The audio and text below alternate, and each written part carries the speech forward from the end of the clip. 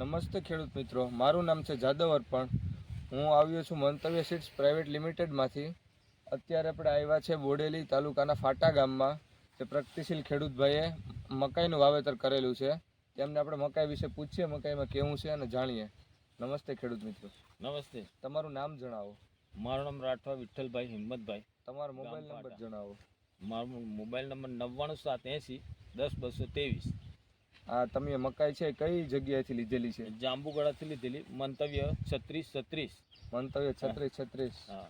આ મકાઈ તમે કેટલા વીઘામાં વાવેતર કરેલું છે? 1 વીઘામાં વાવેતર કરેલું છે. 1 વીઘામાં કેટલા કિલો? 4 કિલો. 4 કિલો. મકાઈ વિશે તમારું શું કહેવું છે? રિઝલ્ટ સારું છે. ઉગાવો સારું છે. ઉગાવો સારો છે. સારા.